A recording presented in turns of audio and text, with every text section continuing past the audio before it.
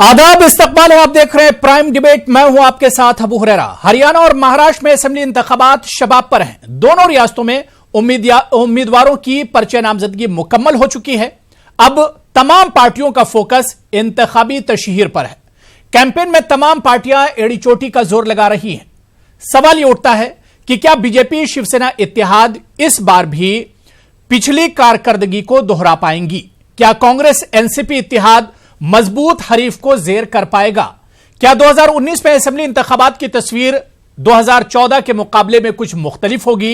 ये ऐसे सवालात हैं जिनके जवाबात 24 अक्टूबर को ही पता चलेंगे। लेकिन इससे पहले खासकर महाराष्ट्र में इंतखाबी माहौल गर्मा चुका है। अपने पराए सभी पर तुल रहे हैं। ऊंट किस करवट बैठेगा, यह देखना बहुत अहम होगा। आज महाराष्ट्र और हरियाणा के इंतखाबात पर हम फोकस करेंगे और खासकर महाराष्ट्र की सियासत पर हम बात करेंगे। लेकिन सबसे पहले यह रिपोर्ट देखिए।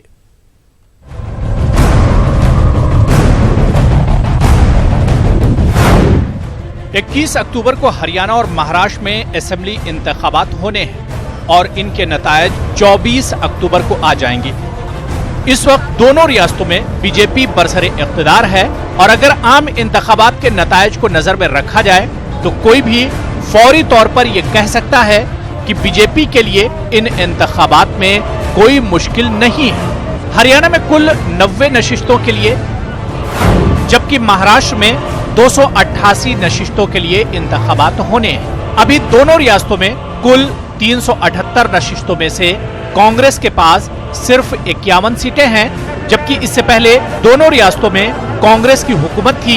लेकिन 2014 की मोदी लहर में इन रियासतों में बीजेपी का दबदबा रहा था। दोनों रियासतों में मौजूदा हुकूमत की साख दांव पर है। अगर बीजेपी यहां दोबारा इख्तिदार में आती है तो इसकी वजह तंजीमी तौर पर हिज़्ब इख्तिलाफ का कमजोर होना और वज़ीर आज़म नरेंद्र मोदी की शानदार मार्केटिंग होगी। लेकिन इन दोनों रियासतों के इंतखाबात पर मुल्क की मौजूदा इक्तिसादी मंदी के बादल छाए हुए हैं। इसको लेकर अवाम में हुकूमत के खिलाफ जबरदस्त बेचैनी है। खैर, बीजेपी, शिवसेना और कांग्रेस तमाम खेमों में अपनों की नाराजगी का भी सामना है। मुंबई के घाटकोपर से बीजेपी के 6 मरतबा मेंबर असेंबली रहे प्रकाश मेहता का टिकट कट गया है। प्रकाश मेहता के हामियों ने मौजूदा बीजेपी उम्मीदवार की गाड़ी के साथ तोड़फोड़ की। उधर कांग्रेस लीडर संजय निरुपम ने इंतखाबी तशहीरी मुहिम से खुद को अलग कर लिया है। वो टिकट बंटवारे को लेकर पार्टी से नाराज हैं। महाराष्ट्र की जनता का, नागपुर की जनता का हमें आशीर्वाद है। छत्रपति शिवाजी महाराज का, डॉक्टर बाबा साहेब आम्बेडकर जी का आशीर्वाद हमने प्राप्त किया है और मेरा विश्वास है पिछले 5 वर्षों में महाराष्ट्र में जो कार्य हुआ है और देश में मोदी जी के नेतृत्व में जिस प्रकार की एक सकारात्मक लहर है, इसके चलते निश्चित रूप से भारतीय जनता पार्टी, शिवसेना, रिपाई, ये जो हमारी एक बड़ी युति है, ग्रैंड अलायंस है, ये बहुत अच्छे वोटों से जीतेगा। जनरल सेक्रेटरी का एक से होता था, लेकिन पार्टी में एक पैरेलल, एक समानांतर व्यवस्था होती थी जमीन से, नीचे से फीडबैक लेने की।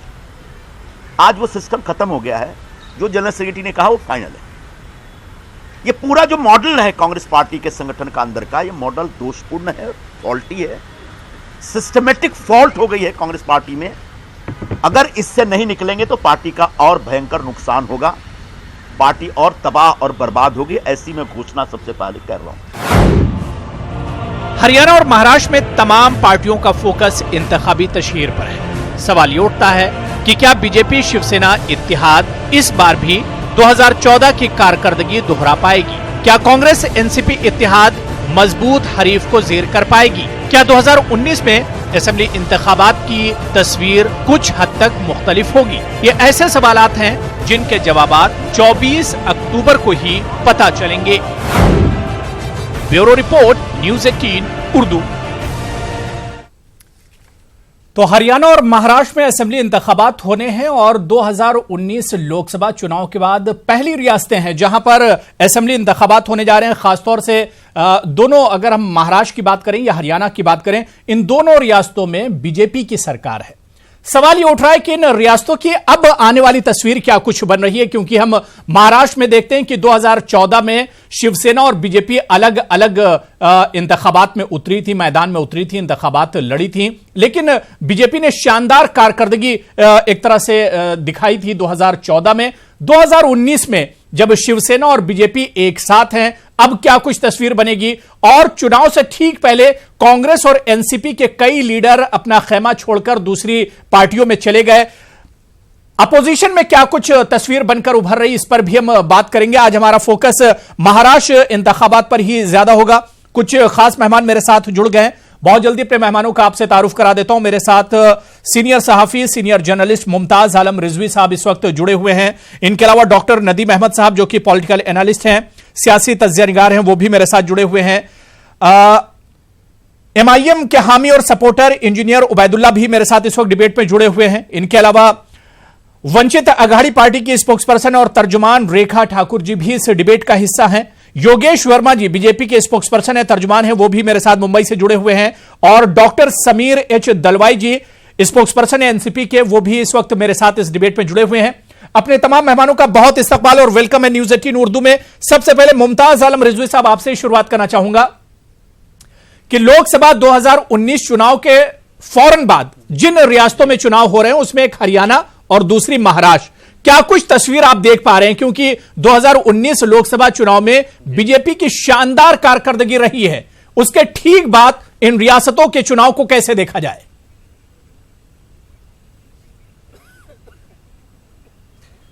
देखिए, ये वाकई बहुत अहम सवाल है और अभी जो मौजूदा सूरत हाल है इसमें दो राय नहीं है कि बीजेपी जो है वो मजबूत पार्टी नज़र आ रही है और कांग्रेस कहीं ना कहीं अभी कमज़ोर दिख रही है। ख़ास तौर से जब ये कश्मीर का मामला आया, इसको पूरी तरीके से बीजेपी भुनाने की कोशिश करेगी और इस चीज़ को सामने रखेगी।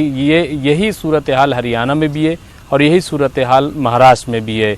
तो इससे कांग्रेस कैसे निकलेगी और इसका कैसे मुकाबला करेगी, किन इश्यूज़ को। इसके अलावा जो दूसरी बहुत अहम बात है जिसकी तरफ कांग्रेस फोकस करेगी वो है इस वक्त जो मंदी है, जो कसाद बाजारी है और जो इक्तिसादी तौर पर मुल्क कमज़ोर हो रहा है कि बेरोज़गारी बढ़ रही है, महंगाई बढ़ रही है और इस किस्म के दूसरे मसाइल जो पैदा हुए हैं, ख़ास तौर से ताजरों के साथ जो चीज़ें पैदा हुई हैं, तो ये भी है।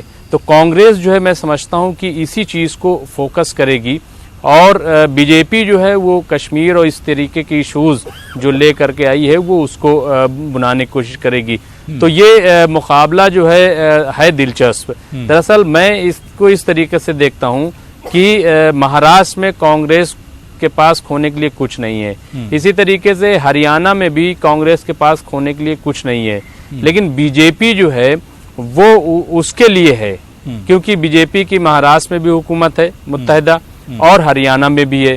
तो ऐसे में बीजेपी जो है वो पूरी कोशिश करेगी। यही वजह है कि जैसा कि अभी आपने कहा कि 14 में ये अलग अलग लड़े थे लेकिन इस बार एक साथ आए और एक साथ जिस तरीके से आए आपको पता है, लेकिन चूंकि दोनों को ये बात मालूम है कि 19 का इलेक्शन और यानी लोकसभा का इलेक्शन और होता है, असेंबली के इंतखाबात का मंजर कुछ और होता है और इसीलिए शायद ये दोनों तमाम उठापटक के बावजूद साथ में आए हैं।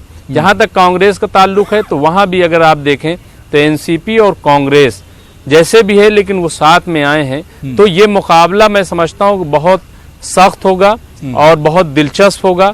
और इसमें जो अभी आप दिखा रहे थे रिपोर्ट की ये लीडर नाराज हो गए, उनसे वो लीडर नाराज हो गए, दरअसल ये लीडर वाइज इलेक्शन है ही नहीं, ये इलेक्शन जो है वो पार्टी वाइज है। ये इलेक्शन जो है फिर नजरियाती सतह पर होगा। एक तरफ जो मुल्क के हालात हैं वो और दूसरी तरफ जो गवर्नमेंट के अचीवमेंट है 370 कश्मीर से हटाना या और जो दूसरी चीजें गवर्नमेंट ने की हैं। ठीक है, तो ये इसी पर जो है वो पूरा इलेक्शन फोकस होगा मैं समझता हूँ। और बिल्कुल मैं डॉक्टर नदीम आपके पास आना चाहूंगा। जो बातें मुमताज आलम रिजवी साहब ने बड़ी तफसील से सारी बातें रख दी कि मुकाबला किस तरह का होने जा रहा है, लेकिन पिछले 5 सालों में क्या आपने देखा कि एक तरह से शिवसेना और बीजेपी जो है मजबूत से मजबूतर हो गई, बहुत मजबूत हो गई शिवसेना और खासतौर से बीजेपी की अगर हम बात करते हैं। दूसरी तरफ आप एनसीपी या कांग्रेस की बात कर लिए तो कमजोर हुई हैं, बल्कि यह कहा जाए कि कुछ ज्यादा ही कमजोर हो गई हैं। जी हाँ, ऐसा बिल्कुल देखा गया है। और बीजेपी ने पहली बार ये शिवसेना के साथ मिलकर महाराष्ट्र में गवर्नमेंट बनाई थी और यही हाल हरियाणा में भी रहा है। कांग्रेस के पास बहुत अच्छा मौका है इस वक्त कुछ गेन कर लेने का, जैसे अभी मुमताज आलम साहब फरमा रहे थे कि उसके पास खोने के लिए कुछ नहीं है, लेकिन मुझे इस तरह की और उस तरह की तैयारियां उसकी नहीं दिख रही हैं जिस तरीके की होनी चाहिए। वो तो 5 साल से पीछे बैठे हुए थे, बैकफुट पर थे। और ऐसी बात नहीं है कि वहां पर महाराष्ट्र के अंदर या हरियाणा के अंदर मसाइल नहीं है, मकामी मसाइल अभी भी बहुत हैं। और किसानों वाला जो खास तौर पर मामला महाराष्ट्र के अंदर है, वो पिछले 5 सालों में हमने देखा कि ज्यादा से ज्यादा गहराता गया है और आगे बढ़ता गया। और खास तौर पर विदर्भ के अंदर उस तरह की चीजें हमें देखने को मिलेंगी, उसमें कुछ खास सुधार नहीं हो पाया। और वहां एक बहुत बड़ा फैक्टर जो रहता है वो कास्ट का रहता है और किसानों का रहता है। उसके अलावा मुंबई जैसे शहर के अंदर बहुत सारे मसाइल हैं और जो वहां की इंडस्ट्री है वो भी कसाद बाजारी की तरफ जा रही है। अभी जैसा कि मुमताज साहब फरमा रहे थे, तो मुद्दे बहुत सारे हैं वहां पर। तो लीडरशिप की भी बहुत ज्यादा प्रॉब्लम मुझे दिख रही है, क्राइसिस दिख रहा है। और जो आंतरिक लड़ाई है वर्चस्व को लेकर एनसीपी के अंदर और कांग्रेस के अंदर, वो साफ साफ तौर पर नजर आती है। तो मुझे ऐसा लग रहा है कि बीजेपी का मोराल जो है वो बहुत ज्यादा बूस्ट कर रहा है इन दोनों स्टेट के अंदर और खास तौर पर महाराष्ट्र के अंदर। और कांग्रेस को बहुत कुछ कर लेना चाहिए था, वो तैयारी वो नहीं कर पाई है। और मुझे ऐसा नहीं लग रहा है कि वो इस बार बहुत ज्यादा कुछ कर पाएंगे। लेकिन हाँ, यह है कि अगर वो पिछले मुकाबले में कुछ अपनी तादाद को बढ़ा सकते हैं तो ये कांग्रेस के लिए बहुत बड़ा अचीवमेंट होगा और उन्हें बहुत ज्यादा कोशिश बिल्कुल जाहिर सी बात है कि कांग्रेस और एनसीपी के पास यहां पर मौका बहुत अच्छा, लेकिन मुकाबला भी जिस तरह से मुमताज आलम रिजवी साहब बता रहे थे, मुकाबला बहुत टफ एक तरह से चैलेंज होगा। मैं योगेश जी आपके पास आना चाहूंगा। योगेश वर्मा जी, 2014 में हमने देखा कि शिवसेना और बीजेपी में बात नहीं बन पाई थी, लेकिन 2019 में अब बात भी बन गई है, सीटों का फॉर्मूला भी सीट शेयरिंग का एक तरह से हो गया है। मतलब क्या आपको लगता है कि नतीजे 2014 के मुकाबले में 2019 में ज्यादा अच्छे आने वाले हैं बीजेपी और शिवसेना के? और यही बात आज सीएम महाराष्ट्र ने भी यही बात कही है कि 2014 के मुकाबले में हमारे नतीजे अच्छे आएंगे।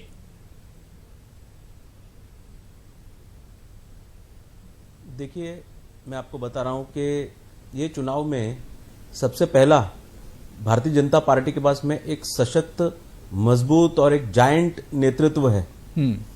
आप ये देखिए कि कौन सी पार्टी को कौन लीड कर रहा है।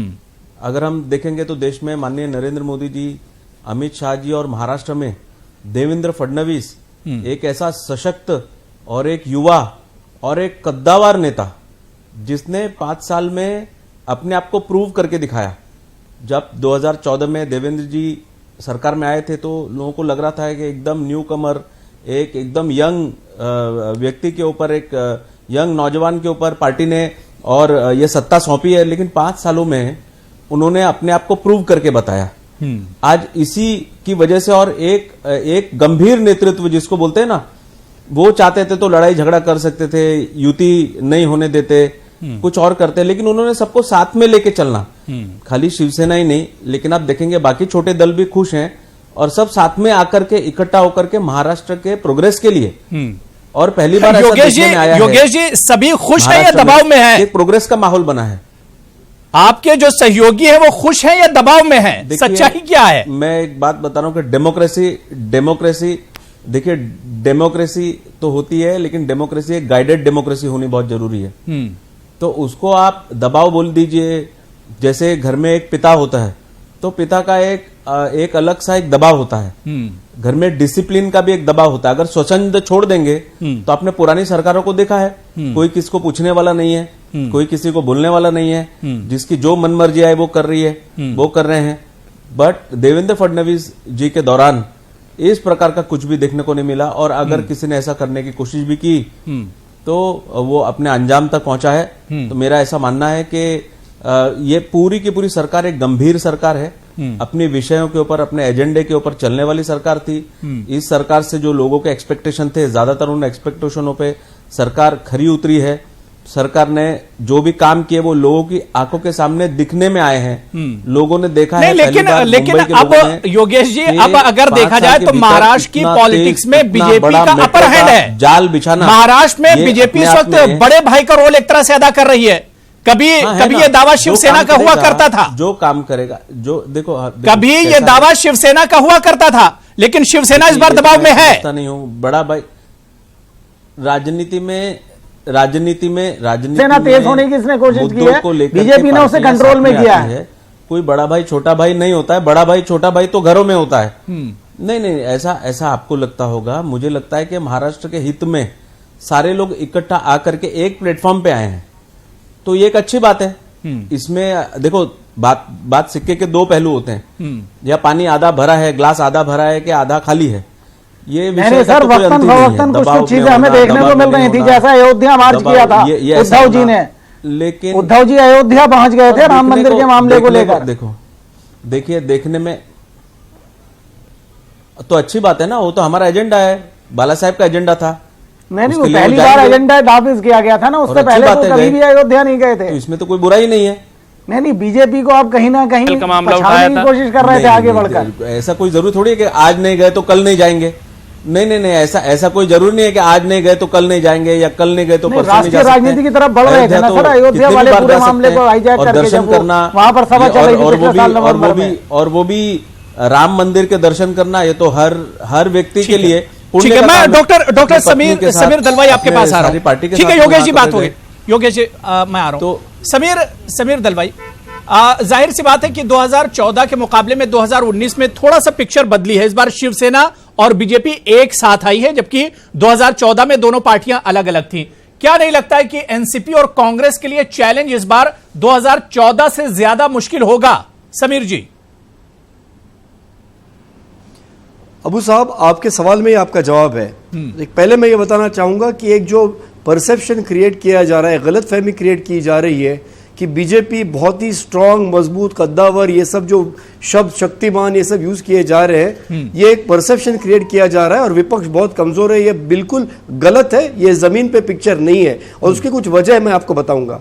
सबसे पहली बात यह है कि पिछली बार जब चुनाव हुए 2014 में, 15 साल तक हमारी सरासर हुकूमत रही थी यहाँ पे और बहुत अच्छा काम हुआ था, मगर 15 साल के बाद जब चुनाव हुए तब यह बताया गया कि यहाँ पे बहुत ज्यादा करप्शन है। यह बताया गया कि अभी हम डेवलपमेंट और विकास का एजेंडा लेकर आए और महाराष्ट्र का बहुत ज्यादा विकास करने वाले हैं। अब ये बातों पे लोगों ने उन्हें डेफिनेटली वोटिंग किया था और वो चुन के आए। और फिर किया क्या उन्होंने, मैं दो बातें बताना चाहता हूं।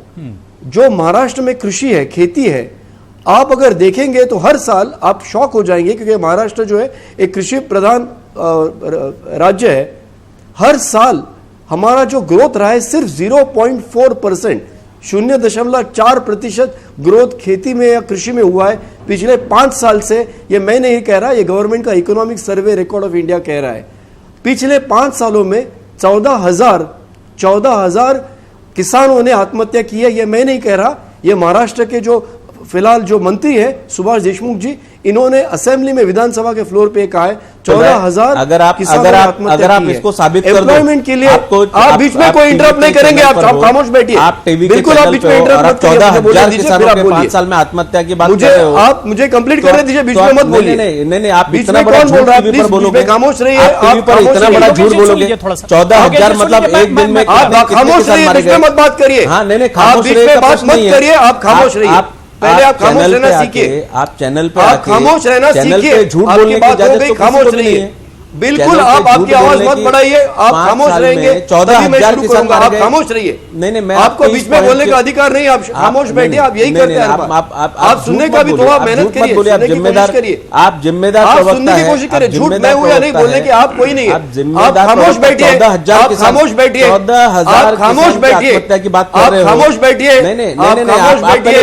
इसका आप झूठ बोलना बंद करिए, बीच में बोलना बंद करिए, लोगों को आप गुमराह कर रहे हो, बंद करिए। आप ठीक है योगेश जी सुनिए, योगेश जी समीर ठीक नहीं है, समीर दलवाई जी सिवाय झूठ बोलने ठीक है समीर जी, जो बात योगेश शर्मा कह रहे हैं कि भाई 14,000 का इल्जाम लगा रहे हैं, इतना ही कह रहा हूं, किसान मरे हैं, किसानों ने खुदकुशी की है। विधानसभा में ये बोला है, आप मुझे 14,000 किसानों का आंकड़ा दीजिए, आप जाके रिकॉर्ड चेक करिए, मुझे प्रूफ करिए विधानसभा में किसने बोला है। आप नहीं, बिल्कुल गलत बात है। आपने आंकड़े बोले हैं, आपको प्रूफ करना पड़ेगा। आप चैनल पे आके झूठ नहीं बोल सकते, आप लोगों को गुमराह नहीं कर सकते। चुनाव आया है, इन्होंने कहा था लाखों करोड़ रुपए की इन्वेस्टमेंट, चुनाव आया है, चुनाव आया है, इन्वेस्टमेंट बीच तो में आई आप नहीं। कुछ भी आकर के झूठ आपने योगेश जी आप बता दीजिए कितने लोग मरे, आप बता दीजिए। अच्छा, आपको इतना डर क्यों लग रहा है? किसानों ने खुदकुशी की, आप बता दीजिए। लग रहा है आप खामोश बैठे ना। बिना वजह बहस क्यों कर रहे हैं? एक शब्द दोनों लोगों को रोकना चाहूंगा। समीर जी बात हो गई, योगेश जी बात हो गई, आप बता दीजिए। योगेश वर्मा जी बात हो गई, बात हो गई, अब सुन लीजिए, अब सुन लीजिए, सुन लीजिए, अब खामोश हो जाइए। समीर दल भाई सुन लीजिए, योगेश जी अब सुन लीजिए, सुन लीजिए, पहले मुझे सुन लीजिए योगेश जी। योगेश आप जी सही बोल दीजिए योगेश जी। ठीक है, मैं योगेश जी मैं ये कह रहा हूं कि ऐसा तो नहीं कि किसानों की खुदकुशी नहीं हुई या किसानों का इशू महाराष्ट्र में नहीं था। ये तो एक तरह से सच्चाई है कि किसान परेशान रहे हैं महाराष्ट्र में। मैं कोई भी आके मुझे एक बात बताओ, मैं चैनल पे डिबेट करने के लिए आया हूं और मैं एक आरोप लगा रहा हूं। आप जब एक आरोप लगा रहे हो, मैंने आपको कहा, मैंने सिर्फ इतना ही कहा कि जो 14,000 किसानों ने महाराष्ट्र में आपके अनुसार आत्महत्या की, तो आपका कौन सा ऐसा कौन सा किताब है, ऐसी कौन सी सरकारी गजट है जिसमें से आपने बाहर निकाला, आप वो मुझे बताइए। और आज आप ये रिकॉर्ड करके आपके मंत्री सुभाष देशमुख जी हैं, उन्होंने ये स्टेटमेंट करी, आप उनसे पूछिए। ये मैंने नहीं निकाला है, आपके जो मंत्री हैं सुभाष देशमुख जी, इन्होंने विधानसभा में ये किया है। आपको अगर पता नहीं होगा तो ये आपकी गलती है, 14,000 रुपया, ये 14,000 किसान आप कहाँ से लाए? मैंने कह दिया आपको, जो 14,000 किसान कहाँ से लाए? दूसरी बात, ये आप चुनाव आया तो कुछ भी झूठ बोलेंगे। नहीं ठीक है, आप बता दीजिए कितने मरे भाई। 14,000 योगेश जी आप बता दीजिए, अगर वो गलत है तो आप सही से बताएं। किसान महाराष्ट्र 1,005 वो आंकड़ा कम ज्यादा हो सकता है, 14,000 का आंकड़ा कम ज्यादा हो सकता है, लेकिन किसान परेशान है, ये तो सरकार को मानना पड़ेगा कि किसान महाराष्ट्र अगर कम ज्यादा है तो उनके इतना तो मानना पड़ेगा। ठीक है, कम ज्यादा नहीं। देखिए आप दूसरी बात नहीं ठीक है, समय जी मैंने बहुत टाइम दे दिया, योगेश जी टाइम दे दिया, मुझे अगले गेस्ट के पास जाना बड़ा, ठीक है। समीर दलवाई जी बात होगी, योगेश जी बात होगी, योगेश जी दिया उन्होंने मुझे बोलना, योगेश जी दूसरे गेस्ट को मौका दीजिए। समीर की बात हो गई, समीर जी बात हो गई, मैं फिर आ रहा हूं आपके पास, नहीं पूरी मेरी वो बीच में डिस्टर्ब कर रहे थे। नहीं ठीक है, मैं फिर से आ रहा हूं समीर जी, मैं आ रहा हूं। चीफ मिनिस्टर ने कहा है कि नहीं, मेरा बात हुई नहीं मेरे भाई। अच्छा ठीक है, मैं 30 सेकंड और दे रहा हूं बस, मैं उनको बात नहीं कर रहा हूं। ठीक है समीर, मैं 30 सेकंड दे रहा हूं बस, 2 मिनट में। तो दूसरा मुद्दा है कि जब 0.4% ग्रोथ हुआ एग्रीकल्चर में, कृषि में, तब देवेंद्र जी कहते हैं कि 2022 तक हम किसानों की आमदनी दुगनी कर देंगे। अरे भाई, कोई भी चीज दुगनी करनी है, आप इकोनॉमिक्स के स्टूडेंट से पूछ लो स्कूल में, तो आपको 7 से 15% सालाना ग्रोथ करनी पड़ती है, तब आपकी जो इकोनॉमिक्स है वो डबल हो सकती है। आपकी 0.4% चल रहा है और आप कह रहे हैं उसको दुगनी करने वाले। ठीक है योगेश जी, इसमें सच्चाई है क्या? इनके झूठे योगेश वर्मा जी, क्या इसमें सच्चाई है? और इसलिए 0.4 ग्रोथ कृषि में बता रहे हैं, क्या इसमें सच्चाई है? इनकी बात आप सुनिए, 7 से 15%। ये पता नहीं कहां से इकोनॉमिस्ट है, इन्होंने इकोनॉमी की कौन सी डिग्री ली है, ये कहां से इकोनॉमी की डिग्री लेकर के आए हैं? आज तो इन्होंने मुझे सारी डिग्री आपके पास है, झूठ बोलने की सबसे बड़ी डिग्री आपके पास है। पूरी कांग्रेस, पूरी राष्ट्रवादी अभी इकोनॉमिस्ट बन गए हैं, उनके पास में झूठ आप बोल रहे हैं साहब। मैं आपको चैलेंज कर रहा हूं, 14,000 बता दीजिए, ये 0.4 आप कहां से लाए वो आप बता दीजिए। आप विपक्ष में है, आपका विपक्ष। अरे आप इकोनॉमिक्स सर्वे पढ़ते नहीं भाई, आप ऐसे ही चैनल में झगड़ा करने आ जाते हो। ठीक है, मैं दोनों से रिक्वेस्ट करूंगा, मैं दूसरे गेस्ट के पास जा रहा हूं, अब आप खामोश रहिए। आप मुझे ठीक है, योगेश जी बात हो गई और समीर जी आपकी भी बात हो गई। मैं रेखा ठाकुर जी, मैं आपके पास आ रहा हूं, स्पष्टीकरण दे दीजिए। रेखा ठाकुर जी बात हो गई आप लोगों। रेखा ठाकुर जी, मैं ये कह रहा हूं कि जो लोकसभा चुनाव हुए उसमें भी एक तरह से MIM और जो आपकी पार्टी थी वो एक तरह से दोनों एक साथ, वंचित अघाड़ी दोनों एक साथ मैदान में थी और चुनाव लड़ रही थी और नतीजे भी बहुत अच्छे आए थे, जो रिजल्ट आए थे वो भी आप लोग के लिए अच्छे आए थे। लेकिन अब 2019 में आखिर क्या हो गया? आप जब असेंबली चुनाव होने हैं, आखिर दोनों लोगों में बात क्यों नहीं बनी? यानी MIM और वंचित अघाड़ी अलग अलग क्यों हो गई?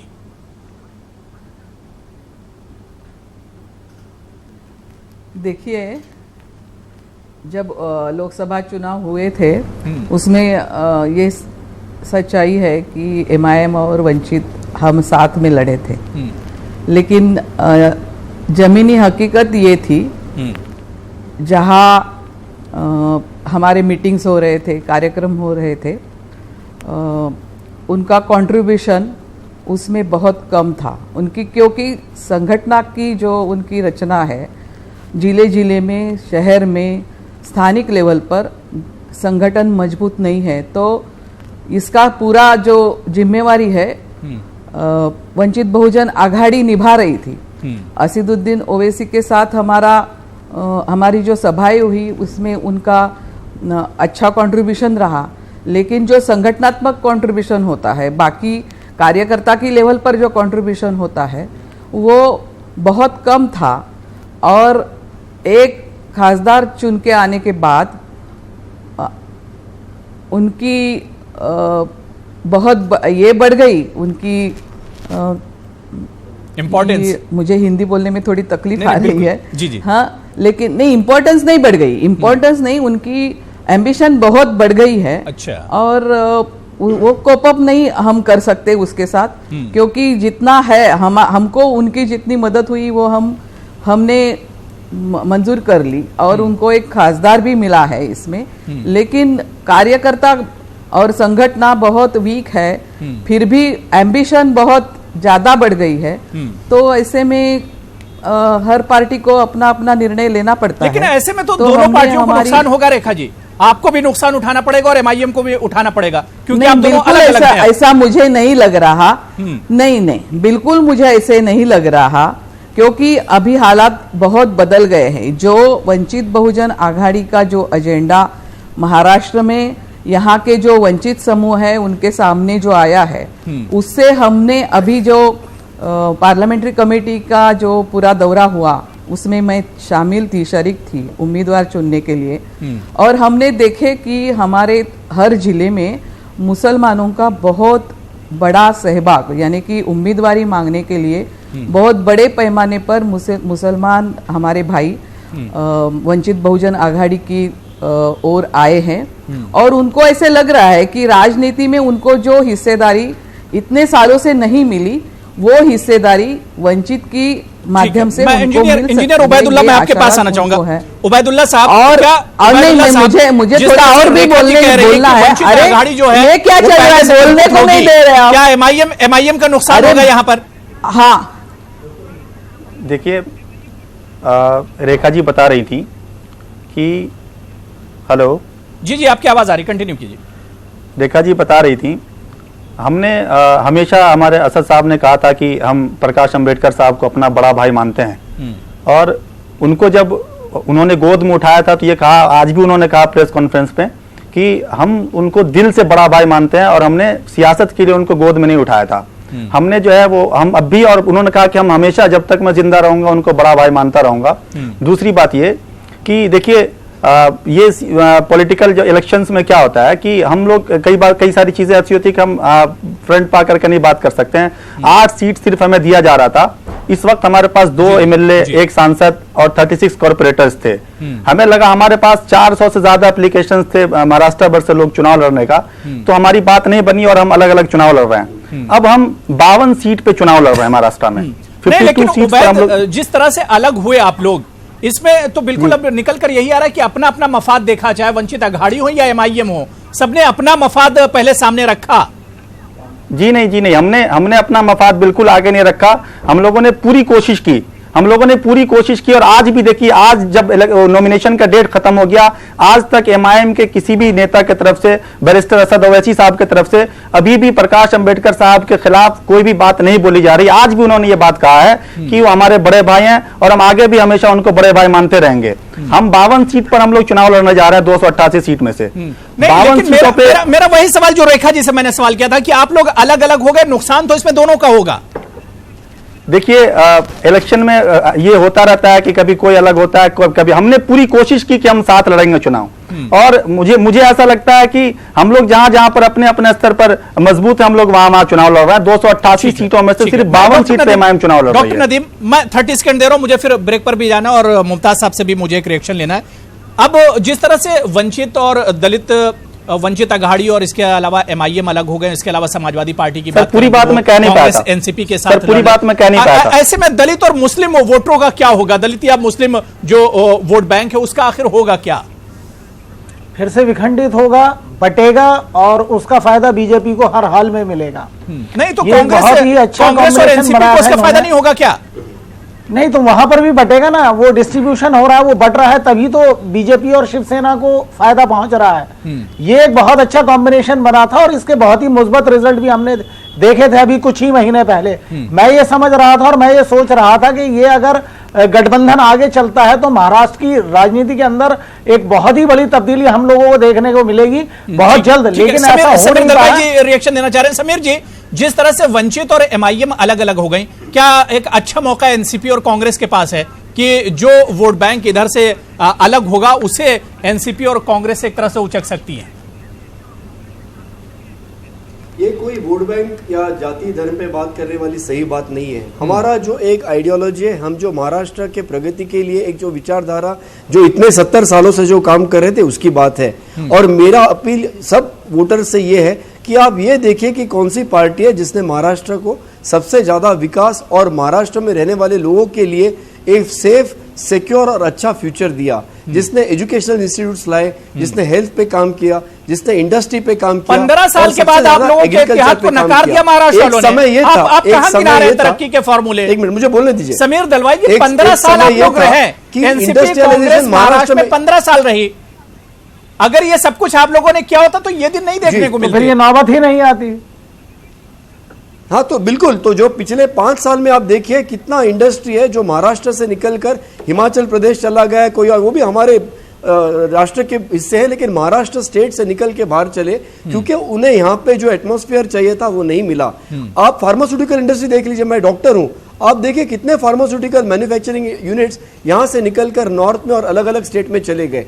आप आज महाराष्ट्र में पूछिए, सबसे बड़ी चुनौती लोगों के सामने है रोजगार की, एम्प्लॉयमेंट की। हम देख रहे हैं कि एम्प्लॉयमेंट कम हो रहा है और सब जगह पे आप चाकंड जैसे पुणे के पास जो जगह है ऑटोमोबाइल इंडस्ट्री थी, वहां पे यही हालत 2019 लोकसभा चुनाव में भी थी और आपने नतीजे देखे समीर जी। मुझे छोटे से कमर्शियल ब्रेक पर जाना है, ब्रेक के बाद मैं रिजवी साहब आपके पास भी आ रहा हूं, रेखा जी और इसके अलावा योगेश वर्मा जी, मैं सबके पास आऊंगा। छोटा सा मुझे कमर्शियल ब्रेक लेना है, लेकिन जब ब्रेक से लौट कर आएंगे तो इसी इशू पर बात करेंगे कि आखिर महाराष्ट्र और हरियाणा और खासतौर से महाराष्ट्र में ऊंट किस करवट बैठने जा रहा है, क्या कुछ तस्वीर उभर कर आने वाली है, इस पर हम बात करेंगे तफसील से छोटे से ब्रेक के बाद।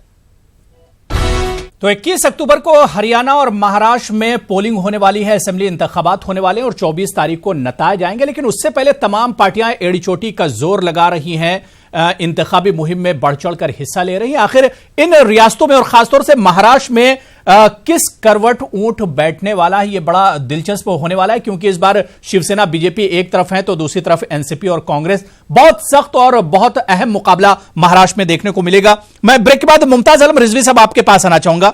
डिबेट के पहले हिस्से से कुछ चीजें निकलकर मुमताज आलम साहब आई। पहला तो यह कि दलित और मुस्लिम वोटों का महाराष्ट्र में क्या होगा, और दूसरा जो बड़ा सवाल यह है कि अगर शिवसेना और बीजेपी की हम बात करें तो मुमताज आलम रिजवी साहब, पिछले 15-20 सालों में जब से इत्तेहाद हुआ है 90 के बाद से, शिवसेना शायद पहली बार दबाव का शिकार हो और शायद यह पहली बार होगा कि 150 से कम सीटों पर शिवसेना तैयार हो गई चुनाव लड़ने के लिए।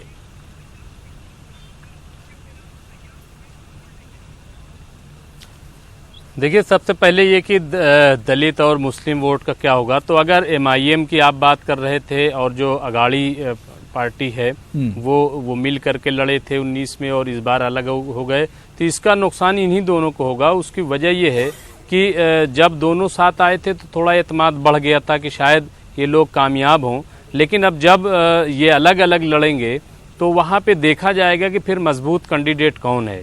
तो अगर सेकुलर पार्टी की हम बात करेंगे तो यानी कांग्रेस और एनसीपी, तो जाहिर है कि उसी तरफ झुकाव जो है वो मुस्लिम वोट बैंक का होगा, इसमें कोई दो राय नहीं है। और ओवैसी को भी इसमें, देखिए ओवैसी की एक अच्छी ये पहचान बन गई थी कि महाराष्ट्र में खास तौर से कि उन्होंने एक दलित पार्टी को लेकर के पूरा जो है अपना सियासी एजेंडा तय किया था, लेकिन इसमें वो अलग हो गए। तो अब सवाल भी उठ रहे हैं, खुद आपने सवाल उठाया।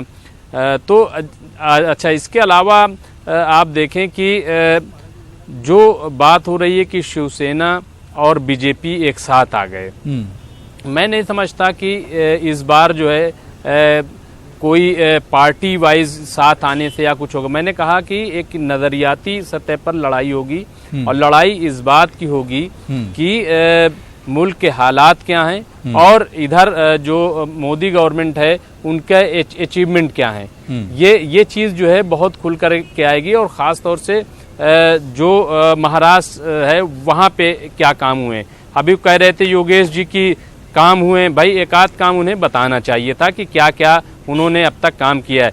जहाँ तक शिवसेना के दबाव की बात है तो देखिए शिवसेना अपने वजूद को बचाए रखने के लिए हमेशा जो है मोदी जो सेंट्रल में मोदी गवर्नमेंट है उसको क्रिटिसाइज करती रही है, ताकि वो जो है अपने आप में जो है उसका सियासी जो है वर्चस्व जिसको कहते हैं हिंदी में वो उसकी धाक जो है वो बनी रहे। लेकिन ऐसा हो नहीं पाया है, ऐसा हो नहीं पाया क्योंकि जो ये 370 जब कश्मीर से खत्म किया गया और जो उसका माहौल तैयार किया गया तो उसका असर जो है वो महाराष्ट्र पर भी पड़ा। और उससे जो है शिवसेना को लगा कि चूंकि देखिए दोनों का नजरिया तकरीबन एक है, इसीलिए दोनों जो है वो एक साथ मिलते नहीं थे कि उनके वजूद को खतरा हो जाएगा। बिल्कुल ठीक है। लेकिन अब यहाँ पे चूंकि हमने बताया ना कि इतना आसान नहीं है। अगर आसान होता बीजेपी के लिए और आसान होता शिवसेना के लिए तो साथ ना आते। दोनों का साथ आना इस बात की दलील है कि ये इलेक्शन जो अंदर है अंदर कहीं ना कहीं घबराहट और है। शिवसेना बिल्कुल को बहरहाल दोनों में कहीं ना कहीं एक तरह की घबराहट है जिसकी वजह से दोनों का हाथ मिलाना पड़ा। समीर दलवाई कुछ रिएक्शन आप देना चाह रहे हैं? मैं योगेश जी आ रहा हूं उसके बाद। समीर जी।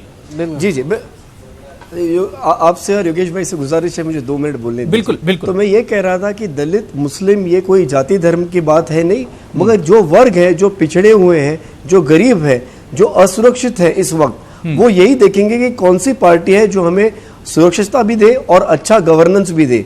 आप 2 चीजें ले लीजिए पिछले 5 साल में जो महाराष्ट्र के लिए बहुत भारी पड़ गई। एक तो है कि डीमोनेटाइजेशन से इतना बिजनेस में मंदी आ गई है। आज मुंबई जो एक सिर्फ महाराष्ट्र का नहीं भारत का फाइनेंशियल कैपिटल है, आज दिवाली हार्डली 3 हफ्ते बाकी है, आप जाके बाहर रोड पे देखिए इतना माहौल मंदी का है कि आप यकीन नहीं करेंगे। दूसरी बात हुई जीएसटी का लागू करना, जिस तरीके से जीएसटी लागू किया गया, जितने बार उसको बदला गया, ये सब चीजों से पूरा जो Maharashtra at one time which was very progressive and highly economically well known state आज पूरा पीछे गया है। और ये जो कह रहे हैं कि बहुत ही वीक हो गया है विपक्ष, अगर ऐसा होता तो पिछले बार 2014 में जब भाजपा अकेले लड़े थे और 122 सीट इनके आए थे, अगर इतना बड़ा काम किया तो आपको अकेला लड़ना था भाई, अभी आपके पूरे 200 सीट आए होते। लेकिन इनको कॉम्प्रोमाइज करना पड़ा। उसी वक्त आप शिवसेना का देखिए, पहले 1 हफ्ते पहले तक कह रहे थे 50-50, अभी 124 पे आप रेडी हो गए साहब और इनको 176 दे दिया आपने। इसका यह मतलब है कि जो मुमताज साहब ने कहा कि ये जो एक विचारधारा है जिसके बुनियाद पे उन्होंने अपनी राजनीतिक खेली है, वो एक लिमिटेड विचारधारा है, उसके एक लिमिटेड रीच है। और उसी में जब 4 हिस्सेदार जुड़ेंगे तो वही होने वाला है। जो योगेश वर्मा जी, लड़ाई महाराष्ट्र में आइडियोलॉजी की है, विचारधारा की लड़ाई है। और योगेश वर्मा जी, मेरा तो सीधा सीधा सवाल यह है कि लड़ाई या चुनाव जो है किन मुद्दों पर होगा? राष्ट्रवाद और 370 के नाम पर होगा या फिर डेवलपमेंट के नाम पर?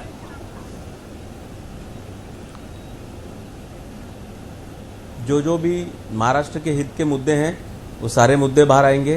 उसमें 370 भी रहेगा, उसमें विकास भी रहेगा, क्योंकि कश्मीर इस देश का अंग है। और भारतीय जनता पार्टी अमित भाई शाह मोदी जी ने जो 370 के ऊपर स्टैंड लिया है, जो 70 साल में जो हुआ उन्होंने क्रिएट किया था कि अगर 370 हटा देंगे तो ऐसा हो जाएगा, वैसा महाराष्ट्र पे आइए मेरे भाई वर्सेस महाराष्ट्र एक शानदार और से जो हमारा भारत का चिन्ह है, जो भारत का चिन्ह है शेर का, 4 शेर का चिन्ह, वो चिन्ह को उन्होंने और सही रूप लाते हुए और उन्होंने अपना ये तो पूरे हिंदुस्तान का इशू है। महाराष्ट्र कश्मीर तो पूरे हिंदुस्तान का इशू है, जाहिर सी बात है, वो हमारा अपना हिस्सा है। हाँ, तो महाराष्ट्र में चुनाव किस इशू पर लड़ेंगे? बिल्कुल कश्मीर का भी मुद्दा रहेगा, गली से लगा करके दिल्ली तक का विकास के इशू पर लड़ेंगे। महाराष्ट्र में चुनाव विकास के इशू पर लड़ा जाएगा।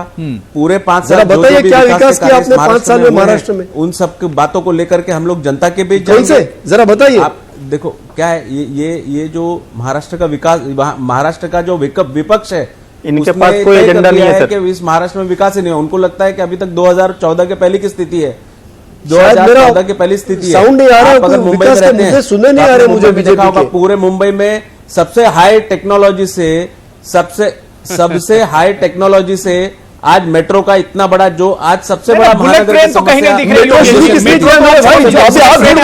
रही है, ये आपका झूठ है योगेश जी, ये आपका झूठ है। मेट्रो कांग्रेस राष्ट्रवादी सरकार ने शुरू किया था 7 साल पहले। आपको मेट्रो ट्रेन नहीं दिख रही है, तो मैं आपको बताना चाहता हूं, अगर आपने मेट्रो पंजाब महाराष्ट्र नहीं दिख रही है, पंजाब एजेंडा पूछ लीजिए, इनका पार्टी का राष्ट्रीय अध्यक्ष कह रहे हैं 370 को लड़ेंगे। बैंक बंद हो गया, उसके बाद जो मुंबई में हालात पैदा हुए इसके बारे में कोई बात करेगा? योगेश वर्मा जी, कौन सा विकास किया योगेश वर्मा जी, अब आपसे जो सवाल किया जा रहा है कि भाई डेवलपमेंट या विकास, कौन सा विकास है जिसके नाम पर चुनाव लड़ेंगे आप? मैं आपको ये बोलूं कि आपने 60 साल में कुछ भी नहीं किया था, बराए मेहरबानी बताइए। तो मैं अभी आपको क्या बता रहा हूं, तो मैं आपको क्या अभी कौन सा विकास, मैं कौन से विकास को पकड़ के लाऊं और आपके सामने बैठा दूं और मैं बोलूं ये रहा विकास, इसका नाम है विकास शर्मा, ऐसे में किसको पकड़ के लाऊं? सर विकास होगा तभी तो विकास पाएंगे। विकास और क्या होता है? से लाओगे विकास? 5 साल के अंदर विकास होगा तभी तो दिखा पाएंगे। के बारे में बता दीजिए, पीएमसी का क्या हुआ? 5 साल के अंदर आपको कोस्टल रोड का काम शुरू कर दिया, वो आपको दिख नहीं रहा है। 5 साल के भीतर घमंड दिखाने से विकास नहीं होता। इंफ्रास्ट्रक्चर के अंदर और सरकार का काम और क्या होता है? सरकार का काम ये नहीं होता है कि ये जाति को ढूंढो, वो जाति को ढूंढो, दोनों जातियों को मिलाओ, फिर तीसरी जाति को लड़ाओ। क्या आपको लगता है कि ये काम होना चाहिए सरकार का? सरकार का काम तो पीने के पानी का व्यवस्था करना, मेडिकल की सुविधा करना, इंफ्रास्ट्रक्चर की सुविधा करना। क्या पीने का पानी का व्यवस्था किया आपने महाराष्ट्र में? बताइए। मुंबई के अंदर 5000 बाढ़ आई थी, बाढ़ में आपने क्या कैमरे लग चुके हैं, आपको मालूम है कि नहीं? क्या किया आपने? मुंबई में 5000 कैमरे लग चुके हैं, ये आपको मालूम? इसको अपन विकास बोलते हैं कि क्या बोलते हैं? इसको अपन क्या बोलते हैं? मुंबई में सबसे ज्यादा रेप पिछले साल हुए हैं, नागरिकों की आपके सुरक्षा मालूमात के लिए बता दूं, इसको विकास बोलते हैं। मैं आपको बताना चाहता हूँ, सारा विपक्ष को क्या लगता है कि विकास नाम का कोई लड़का है जो उनको दिख नहीं रहा है। आपको मैं बताना चाहता हूँ, विपक्ष को बताना चाहता हूँ कि विकास का मतलब होता है शहर के अंदर नई चीजों को ऐड करना। इतने सालों का 15 साल में राष्ट्रवादी सरकार, राष्ट्रवादी कांग्रेस और इस सरकार ने, ठीक है, मैं इंजीनियर उबैदुल्ला आपके पास आना चाह रहा हूँ। योगेश जी बात हो गई, योगेश जी बात हो गई, आप विकास को गिना नहीं पा रहे हैं। योगेश जी विकास को गिना नहीं पा रहे कि विकास हुआ कहाँ है? अगर वाकई में सरकार ने विकास किया तो आप गिनाना चाहिए, वो आपकी लिस्ट में और फहरिस्त में होना चाहिए। आप मुझे बताओ, मैं इंजीनियर उबैद आपके पास बात हो गई योगेश जी। देखिए दलवाई जी, समीर दलवाई, बात आपकी भी होगी। मैं इंजीनियर उबैदुल्ला आपके पास आ रहा हूं। कौन सा विकास है, कौन से विकास शर्मा को पकड़ के लाऊं? ठीक है योगेश जी बात हो गई। मैं फिर आ रहा हूं, जरा बताओ। मैं इंजीनियर उबैदुल्ला साहब, इंजीनियर उबैदुल्ला साहब, एमआईएम का क्या कुछ एजेंडा होगा? सब अगर क्या कुछ अगर शहर में बदलाव नहीं है, किन इश्यूज पर एमआईएम मैदान में उतरेगी? देखिए 2014 एमआईएम के लिए बहुत शानदार रहा था। सर आप योगेश जी से पूछ रहे थे कि आपका एजेंडा क्या होगा। इनके पास कोई एजेंडा ही नहीं है। इनके राष्ट्रीय अध्यक्ष जी कह रहे थे कि हम 370 पे चुनाव लड़ेंगे। इनके पास कोई, इनके राष्ट्रीय अध्यक्ष कह रहे हैं कि हम 370 पे चुनाव लड़ेंगे। महाराष्ट्र की वो बात ही नहीं कर रहे हैं, वो कश्मीर की बात कर रहे हैं। हम बताते हैं कि हम किस पर चुनाव लड़ेंगे।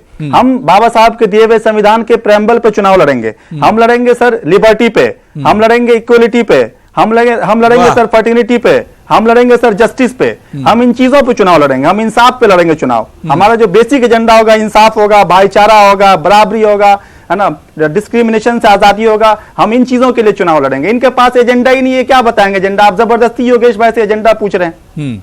इनके पास एजेंडा ही नहीं। इनके राष्ट्रीय अध्यक्ष कह रहे हैं कि हम 370 पे चुनाव लड़ेंगे। और उस वक्त से बात हो रही थी कि भाई महाराष्ट्र में कितने लोग मरे। देखिए इस बात से तो आप योगेश जी इस बात को तो कबूल करिएगा ना कि देश में सबसे ज्यादा किसानों ने अगर कहीं खुदकशी किया है तो महाराष्ट्र में किया है। 14,000 नहीं 4,000 तो 5 साल में खुदकशी किया है ना महाराष्ट्र में। इस बात को तो कबूल कर लीजिए। आप कह रहे थे कि डेटा नहीं है, डेटा नहीं है। उसका कारण 4,000 किसानों ने, सर 34,000 करोड़ आपने लोन माफ किया था। आपने 34,000 करोड़ आपने लोन माफ किया था। योगेश जी आपके सरकार ने 34,000 करोड़ लोन माफ किया था। उसके बाद भी 4,000 किसान पिछले 5 साल में खुदकशी किए। सर 4,000 किसानों ने, आप सही से डेटा मालूम कर लीजिए, 4,000 किसानों ने खुदकशी किया महाराष्ट्र में। और देश में सबसे, ये जो डेटा है ये देश में सबसे ज्यादा। आप बताइए आपकी सरकार की आपने क्या किया? ठीक है उबैदुल्ला बात हो गई, योगेश जी बात हो गई। मैं रेखा जी बहुत वेट कर रही हूं। हम लोग चुनाव लड़ेंगे, ठीक है हम लोग चुनाव लड़ेंगे। हमारे रेखा ठाकुर जी बात हो गई, उबैदुल्ला बात हो गई। मैं फिर आ रहा हूं योगेश जी बात हो गई। रेखा जी वंचित अघाड़ी क्योंकि मैदान में इस बार अकेली है, हालांकि 2014 में भी आप लोग अकेले लड़े थे और बहुत अच्छा परफॉर्मेंस रहा था वंचित का। इस बार क्योंकि अलग हुए एमआईएम से, क्या कुछ एजेंडा रहेगा? क्योंकि जो बातें अभी एमआईएम के इंजीनियर उबैदुल्ला ने गिनाई कि वो अंबेडकर का जो एजेंडा होगा उस पर वो काम करेंगे और वही उसी एजेंडे पर चुनाव लड़ेंगे, वंचित अघाड़ी के लिए क्या कुछ एजेंडा बचता है चुनाव में? देखिए, मुझे पहले सेगमेंट में आपने ठीक से बोलने नहीं दिया मुझे। नहीं, बिल्कुल आप बोलिए। एक आप बोलिए, नहीं आप बता रहे हैं, आप ऐसा इक्वेशन डाल रहे हैं कि अगर एमआईएम हमसे जुदा हो गए तो पूरा मुसलमान हमसे जुदा हो गया। ये सच नहीं है। अभी जो उम्मीदवार हमने दिए हैं, अरे देखिए ना, ऐसा कोई किसी की मक्तेदारी नहीं होती, किसी एक कम्युनिटी किसी पार्टी की मक्तेदारी नहीं होती। बिल्कुल। ये यहाँ का मुसलमान हमने देखा है सेक्युलर है और वो आज हमारे साथ बहुत उम्मीद से आ रहा है, जुड़ रहा है। आज 30 से 40 उम्मीदवार, आज ही उम्मीदवारों की लिस्ट हुई है, मैं उसका ये ब्यौरा थोड़ा नहीं लेके आई हूं, लेकिन 30 से ऊपर उम्मीदवार हमने पूरे महाराष्ट्र में, जो कि किसी पार्टी में अभी तक नहीं दिए हैं, ये विधानसभा के लिए हमने खड़े किए हैं। और जो आ रहे हैं कार्यकर्ता आ रहे हैं, हमने देखा है कि जो कार्यकर्ता इतने 70 सालों से जिनको उनकी नुमाइंदगी करने का मौका भी यहाँ की पार्टियों ने नहीं दिया, वो आज बहुत बड़ी उम्मीद से हमारे साथ जुड़ रहा है। तो आप बिल्कुल ये मत समझिए कि इधर यहाँ पर मुसलमान हमसे जुदा हुआ है, बल्कि हमने देखा है कि जिस तरीके की आइडियोलॉजी हम रख रहे हैं उससे मुसलमान जुड़ रहा है।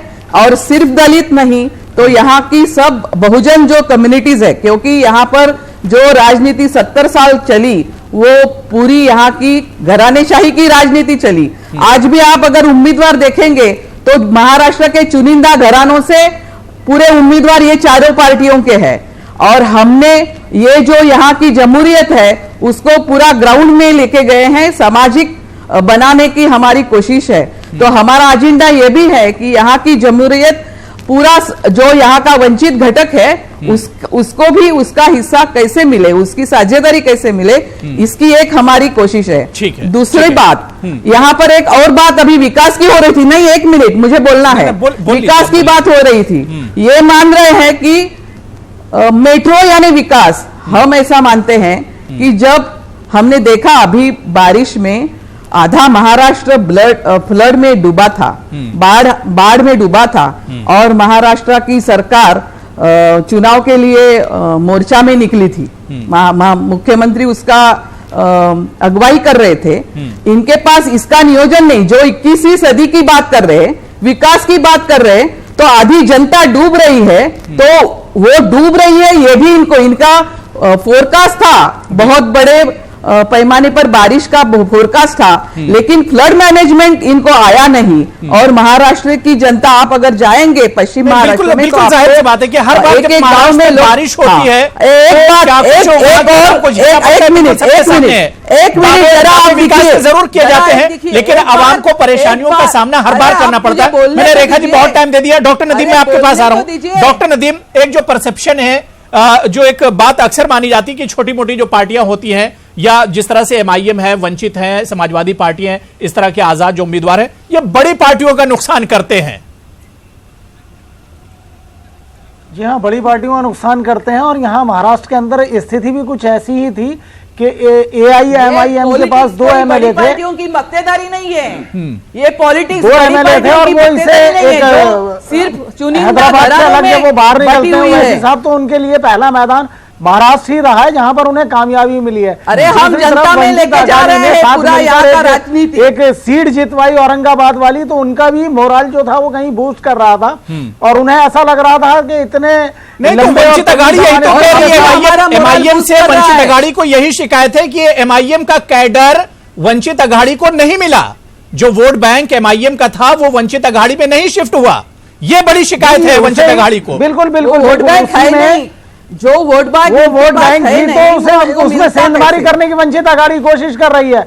और वंचित अघाड़ी कुछ उसी तरीके से काम करना चाहती है जैसे यूपी के अंदर बहुजन समाज पार्टी काम करती है कि एक बहुजन समाज का वोट बैंक उसके पास होता है और उसमें मुस्लिम कॉम्बिनेशन मिल जाता है तो उससे फायदा हो जाता है। और यही वजह रही कि बार बार मायावती वहां पर मुख्यमंत्री बनी 4 बार। तो वंचित अघाड़ी जो है उसके एम्बिशन भी तेजी से बढ़ रहे हैं और उन्हें ऐसा लगता है कि कहीं ना कहीं उनके साथ नाइंसाफी होती रही है और एक लिमिटेड तबका या चुनिंदा घरानों के लोग समीर बार बार दलवाई महाराष्ट्र की हुकूमत के ऊपर समीर दलवाई सरकार जी, ये बनाते तो रहे। सच्चाई है कि ये जो सब पार्टियां चाहे एमआईएम, वंचित अघाड़ी, समाजवादी पार्टी, मुसलमानों को ये लोग दिल खोलकर एक तरह से सीटें देती हैं, लेकिन कहीं ना कहीं एक जो कंप्लीटेड जो कहना चाहिए कि जो वोट बैंक होता है वो एक तरह से टूट जाता है, बिखर जाता है। बिल्कुल बिल्कुल बिखर जाता है। नहीं, मैं बड़ी विनम्रता से कहना चाहता हूं कि आज जो हमारा देश जिस दौर से गुजर रहा है उसके सामने हमारे सामने 2 बड़ी चुनौतियां हैं, खासकर महाराष्ट्र के सामने।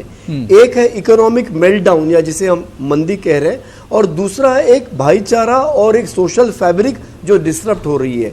मैं ये मानता हूं कि हर कम्युनिटी को रिप्रेजेंटेशन मिलना चाहिए, मगर वो एक तरीके से मिलना चाहिए कि दोनों चीजें हो जाए कि इकोनॉमिक कंडीशन भी वेल मेंटेन की जाए, गवर्नेंस अच्छा हो और उसी तरीके से सोशल फैब्रिक मिला जाए। तो मेरी अपील नहीं तो एनसीपी कांग्रेस में सोशल फैब्रिक कहाँ था जो आज आप बात कर रहे हैं? मुसलमान 15 साल आप लोगों की सरकार रही है, ये फैब्रिक कहाँ था आप लोगों के से यहाँ? हटकर आप देखिए कि आप जो समस्या नहीं है था, बंटवारे उसे की हमें वोट राजनीति करना थी है, पूरी। ये हमें देखना है। आज वक्त बात ये नहीं है के देखने लोगों का को कि कोई आपस में बांट एक के मिनट था, एक मिनट चल रहा था। आज ये बात नहीं है कि मैं मुसलमान हूँ या मैं दलित हूँ या मैं कोई और धर्म का हूँ या हिंदू हूँ या ईसाई हूँ। आज बात ये है कि नहीं, इतनी महाराष्ट्र फिक्र राज्य थी में कम से समीर कम भाई, मैं तो आप बेस्ट एमआईएम, गवर्नमेंट कौन दे वंचित सकता है? अघाड़ी, समाजवादी पार्टी सबको अपने साथ क्यों नहीं लेके आए? सबको लाना चाहिए था जब इतनी ही फिक्र बिल्कुल आपको लेना कौम चाहिए की था, लगी हुई है। बिल्कुल लेना चाहिए था। मैं बात मानता मैं हूं, योगेश जी मैं एक कमेंट मुसलमान आपसे भी लूंगा, मुमताज साहब मैं आ रहा हूं। योगेश जी मैं 30 सेकंड दे रहा हूं। महाराष्ट्र योगेश की जी, जनता है, उनके वोट के लिए। पिछली सरकार में देखा गया कि करप्शन भी एक बहुत बड़ा इशू था। क्या अगर अब आपकी सरकार बनती तो इस पर एक तरह से ब्रेक लगेगा? जी बिल्कुल, भारतीय जनता पार्टी का करप्शन के खिलाफ लड़ाई ये सबसे पहला एजेंडा है और भारतीय जनता पार्टी ने उसके ऊपर खरा उतर के दिखाया है। भारतीय जनता पार्टी का करप्शन को लेकर खरे कहां उतरे? आपके कई मंत्री उसमें पकड़े गए, एकनाथ खड़से हो, पंकजा मुंडे हो, विनोद तावड़े जी हो, क्या कार्रवाई बीजेपी ने की? महाराष्ट्र तक का और नारायण राणे साहब को तो आप ले रहे एजेंडा पार्टी रहा में मेरे है भाई, कि हम कभी भी और करप्शन को टॉलरेट नहीं करते हैं। जिनके बारे में आप सबसे जिन के बारे में आपको कंप्लेंट थी उन सबको आप पार्टी में शामिल कर रहे हो, तो क्या आपके यहाँ आके वो धुल जाएंगे उनके सब पाप जो आप? योगेश जी ये तो देखिए एक सच्चाई है, जिनको आप भ्रष्ट कहते थे अलग अलग नेताओं को, आज सब आपके पास आ गए। मैं आपको एक बात बता रहा हूँ, ये इनको इस बारे में बाकी पार्टियों को बड़ी जलन हो रही है कि इनके लोग छोड़ के हमारी पार्टी में क्यों आ रहे हैं। और मुझे अच्छा लगा ये प्रश्न, ये जो जलन नहीं हो रही, आपको मुबारक हो, ऐसे लोग आपको ही मुबारक हो। आपकी पाकिस्तान पूरी का साथ पार्टी देने की नॉर्थ ईस्ट कोशिश में की, किससे बनी है उससे सबको मालूम नाराज है। होकर के उस एंटी नेशनल एजेंडे को ये जितने भी विधायकों ने या जितने भी पदाधिकारियों ने और छोड़ दिया, उस बात को लेकर के उनको हमने एक्सेप्ट कर दिया। जो नेशनलिस्ट है वो हमारी पार्टी में आएगा, जो पाकिस्तान को सपोर्ट करना, जो कश्मीर का, ये क्या बात है कि जो पाकिस्तान को सपोर्ट करता है वो एनसीपी और कांग्रेस में जाएगा, इस प्रकार जो नेशनलिस्ट है वही बीजेपी में जाएगा, ये कोई बात नहीं हुई योगेश जी, ये कोई बात नहीं। मुमताज आलम रिजवी साहब मैं आपके पास आना चाहूंगा। मुमताज आलम रिजवी साहब एक बात बता नहीं सके आपको। ठीक है मुमताज आलम रिजवी साहब, अब क्योंकि आखिरी कमेंट मुझे आपसे लेना है, क्या लगता है कि ऊंट किस करवट बैठेगा? और जो एक अहम सवाल कि कांग्रेस और एनसीपी से बहुत से लीडर ऐसे हुए जो नाराज हुए, और ऐसा नहीं कि बीजेपी और शिवसेना से लीडर नाराज नहीं, इस खेमे में भी लीडर नाराज हैं। जो लीडर नाराज हुए हैं, जो नाराजगी है, ये कितना नुकसान पहुंचाएगी अपनी पार्टियों को? देखिए, मैं समझता हूं कि ये नाराजगी इस किस्म की कोई नई बात नहीं है। जब भी टिकट तकसीम होते हैं इस किस्म की नाराजगी सामने आती है, लेकिन वो आहिस्ता आहिस्ता नाराजगी खत्म हो जाती है। जो पार्टी के एजेंडे के साथ होता है, जो पार्टी के साथ होता है, वो वक्त के साथ ये सब पार्टी, मैं ये नहीं कह रहा हूँ कि बीजेपी या कांग्रेस या एनसीपी या शिवसेना या कोई पार्टी ये नाराजगी रहती, मैं उस पर नहीं जा रहा हूँ। मैंने कहा था शुरू में और अब भी कह रहा हूँ, ये जो लड़ाई है ये किसी लीडर की या जाति लड़ाई नहीं है, बल्कि दो नजरिए की लड़ाई है और दो नजरिया जो है वो सामने है। और सबसे बड़ा जो मसला है वो इक्तिसादियात का है, न सिर्फ ये कि महाराष्ट्र, देखिए जो मरकज में बिल्कुल जाहिर सी बात है कि मुल्क में इस वक्त कई इश्यूज हैं, चाहे वो इकोनॉमिक स्लोडाउन का मामला हो, चाहे बेरोजगारी का मसला या महंगाई का मसला। क्या ये इश्यूज महाराष्ट्र और हरियाणा के चुनाव पर असर डालेंगे, ये देखना भी बहुत अहम होगा। बहुत बहुत शुक्रिया मुमताज आलम रिजवी साहब, डॉक्टर नदीम अहमद साहब, उबैदुल्ला साहब, रेखा ठाकुर जी और इनके अलावा योगेश वर्मा जी और डॉक्टर समीर दलवाई, सभी का बहुत बहुत शुक्रिया प्राइम डिबेट में जुड़ने के लिए और अपनी बात रखने के लिए। आदाब।